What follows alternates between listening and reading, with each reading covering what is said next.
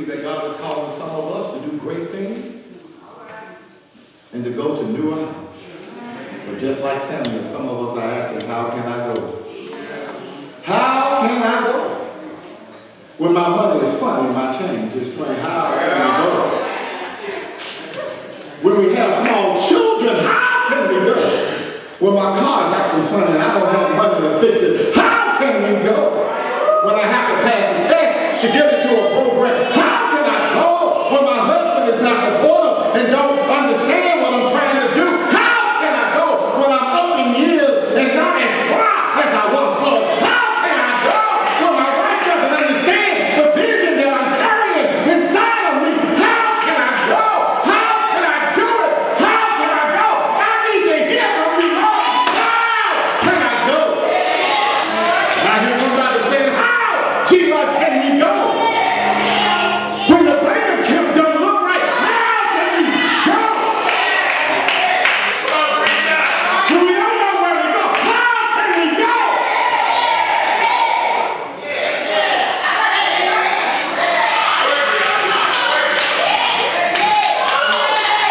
Oh, I thank God for the text this morning. Oh, but I hear the Lord saying the same thing as he said to Samuel. Take your offering with you and be ready to sacrifice. Maybe that's the real reason that we don't want to go, because we understand that when we go, we got to do some sacrificing. Many of us should be college graduates by now, but we didn't want to sacrifice. Many of us should be in more stable relationships right now, but we didn't want to sacrifice. Many of us can do better in school, but we don't want to sacrifice. Many of us should be further along in our careers right now, but we did not want to sacrifice. We want everything quick fast and in a hurry. We did not want to sacrifice. Oh, we could have been further along if we would have just sacrificed back then. Oh, but we had to be sharp back then. We had to have the best car back then. We had to have the bling bling back then. We had to have him or her back then. If we would have just taken our time and sacrificed. I hear God saying this morning, I knew that you were broke when I called you. I knew you had kids when I called you. I know your work schedule. How you don't think I know your work schedule? You got to still get up and go. I knew you were married, and I know who you're married to. I tried to stop you from getting there, but you still got to go.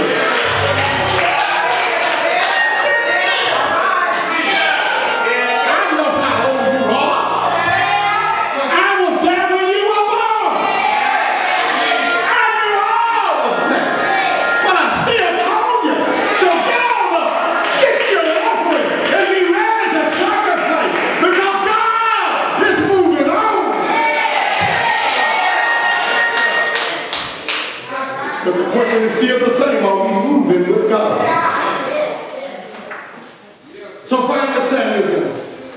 Samuel did rather what the Lord commanded. He ends up with Jesse and Sons, and they begin to worship. When Samuel meets Eliab, he thought for sure this was going to be the one. He was admiring Eliab. Samuel sensed the Lord telling him something. Do not look on his appearance, on his height or stature, because that's not the one. Because I understand why you would think that that's the one. That's how you got Saul in the first place. He was head and shoulders taller than all the other men of Israel, and he looked real good. And I don't know about you, but every now and then, if it looks real good, every now and then we can trip and stumble on something that looks real good. See, I can go down that road, but the Lord ain't leading me down that road.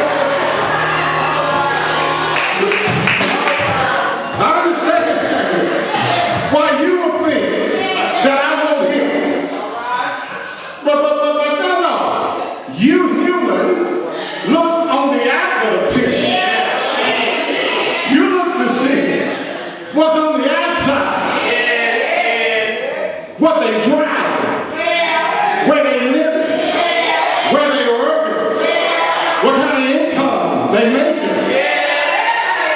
What kind of degrees they have on the wall. But the Lord looks at the heart. Let me just tell you, as an educated man of God, there are some educated fools out here that will fool you. You think they smart. They got a degree or two, but come as a box of bricks. You get hooked up with that man. That folks standing over you all the night. I just want to see how you were looking when you sleep.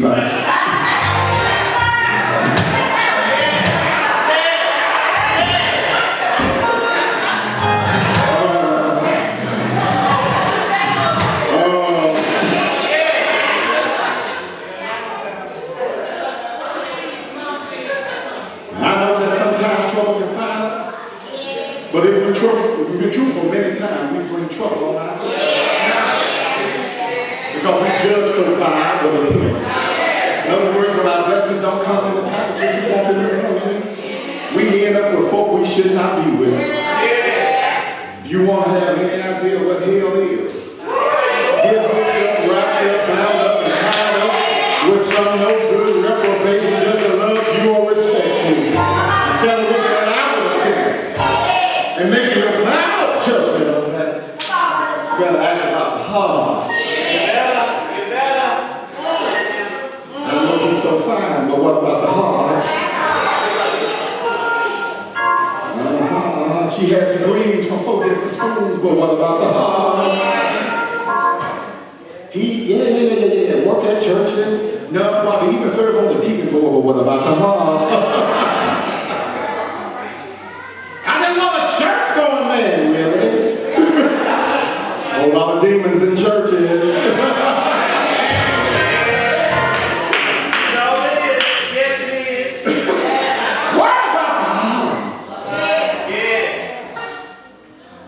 Carry on a decent 30-minute conversation at least. 22. So after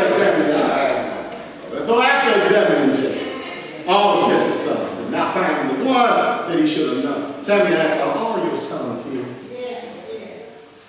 I know I'm in the right house. I know the king is supposed to be here. I know the voice of the Lord, and I know that I heard right. So Jesse, are all of your sons here? I don't know about you, but I'm glad that Samuel asked Jesse, are all your sons here? For you see, many of us would just have given up in the battle. Many of us would have reasoned that we made a mistake or just picked somebody in the crowd. Well, while I'm here, let me just pick somebody. But Samuel knew the voice of the Lord. Samuel knew what the Lord had told him. Samuel knew what the Lord required of him. Samuel knew what his assignment was, and he wasn't going to let a little bump in the road stop him from completing his task. Now here's Samuel saying, Jesse, I know I'm in the right place, in the right space. I'm in position to complete my mission. So again, I ask you, are all your sons here? Then Jesse answered, there remains the youngest. But he's a tending sheep. He isn't really what you're looking for. Matter of fact, I didn't even bother to tell him that you were coming. Because surely one of my sons that's in front of you right now must be the next king of Israel. But Samuel responded, saying, bring him, for we won't sit down until he comes here. I don't know about you, but I like that. We won't sit down until he comes here. In other words, I know what I'm here for. I know what the Lord told me, and I'm not going to let anybody move me from my place or my position until I complete my task. And many of us have a calling on our lives, but we let other people talk us out of being what God has created us to be. Surely you don't want to go back to school. Surely you don't want to start that ministry. Surely you don't want to graduate on time like that. Surely you need to rethink your position. But I came to remind somebody who is on divine assignment from the Lord that you need to tell those folk, I'm not stopping until I complete my assignment. When they tell you that you don't have enough money, you need to tell them that God will supply all of my needs according to his riches in Christ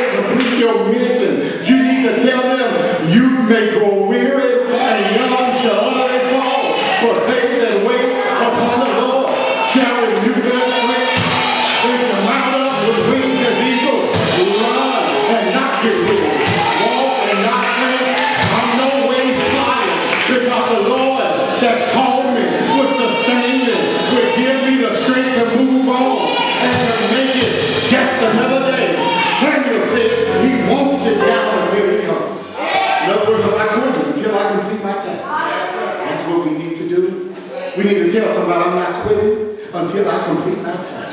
I might be tired, but I'm not quitting until I complete my task. I might get frustrated every now and then, but I'm not quitting until I complete my task. I get angry every now and then, yeah, but I'm not quitting until I complete my task. Right now I understand what God is doing all the time, but I can't quit until I complete my task. Call me crazy if you want to. I know what I know, I feel what I feel, and I have what I have. I know that God has given us a task. I will not quit until I complete my task. Jesse finally sends for David. The Bible says that David wasn't all that nice looking, had some beautiful eyes.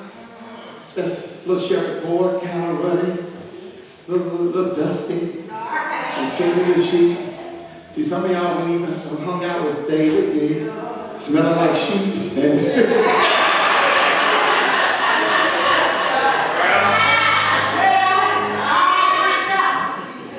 ain't about the outward appearance.